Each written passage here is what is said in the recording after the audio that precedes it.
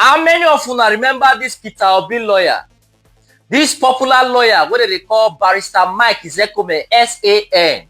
Around 2013, between that Benin Auchi Road, now they Kolobi this man. And the man, where we say Kolobi this man, collect about 40 million last. That man named na KELVIN oniarah Ezigbe. This man, they for inside jail since for the crime where he commit. Guess what? TINUBU just set this man free.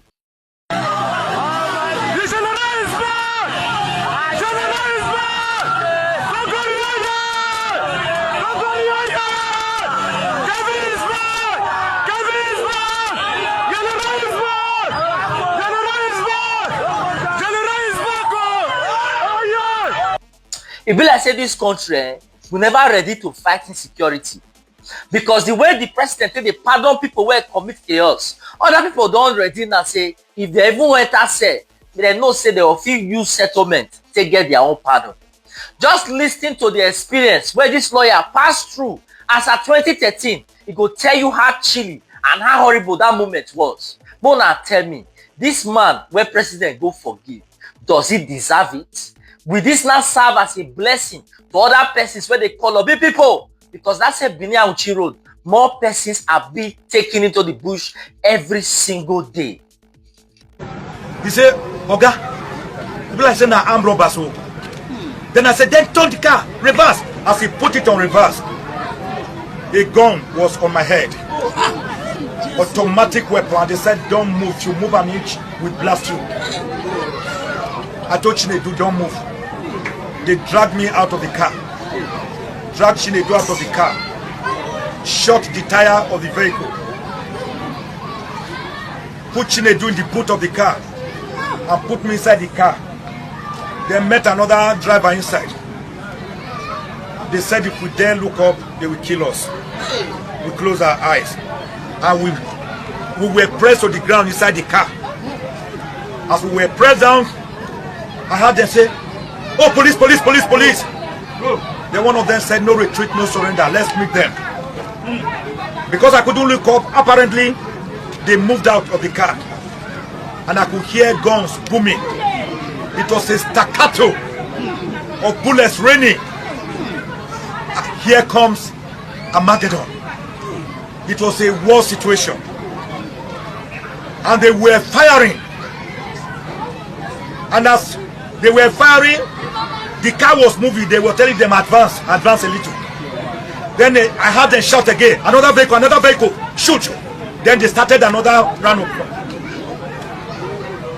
And then I heard them say, oh, we killed some of them. We killed some of them. Then tomorrow now, they will come out and lie and say some of us were killed or injured, even though none of us have been injured. I heard them saying that. The bad news, that I was not profiled. We were never profiled or targeted. Meaning that they merely operated randomly. It is bad news because it could have been any person, any other person. Bad news because it was when we were in the car with eyes closed that they started preliminary questions. What is your name? I said, Chief Mike Ozekhome, SAM. They searched my pocket, took out the complimentary cards and other possessions. I heard the card. I said, what is your full name? I said, my full name is Chief Mike Ozekhome, SAM. Constitutional lawyer, human rights activist, Akpakpa Bigibiadola. They said yes. They said yes, you're a man of truth. That's what is written on your card. I didn't even know they were holding my card. They said, so you're a lawyer? I said, yes, sir. How long have you practiced? I said, 32 years. I said, well, even if you tell us lies, by tomorrow we know who you are. Do you know what? We always know who you are when we capture, when we kidnap people through the press. So even if you lie, we are going to know who you are tomorrow. That is how we were driven for about 4.5 hours. Through rough roads, through highways. You could feel it on the body that you are on a highway. You could feel it on the body that you are on a rocky path. You could feel it on the body that you are in a swamp. You could feel it on the body that you are inside the forest, that you are on a footpath that is not tarred. About 4.5 hours. Before they dumped us in a small, uncompleted building, far away from civilization, far away. and it was 24 hours guard. Fellow Nigerians, we are not talking of toy carrying kidnappers. They told me that they have cell units across Nigeria. They reminded me, didn't you see that a footballer's father was captured in Jos and taken to Kano? Didn't you hear of the white men who were killed in Kebbi and Bauchi and Kano? Didn't you hear of the deputy governor of Anambra State that was executed? They started mentioning them. That they are everywhere. So I asked them, how did you know me then? Why did you come for me? They said, we didn't know you. We just operated. And you happen to have run into us. And that when they started reading of me, they said, we believe that God allowed us to catch you for a purpose.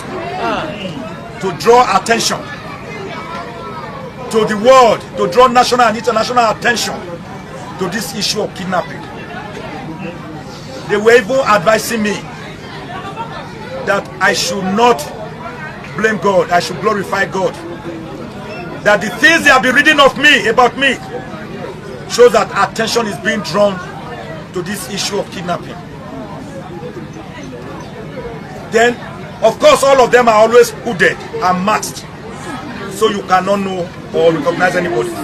Because even though they are hooded and masked, even when they are talking to you, whether in the afternoon or in the night, you must still close your eyes. If you don't close your eyes, you'll be in trouble. The death sentence was always hanging on us 24 hours a day.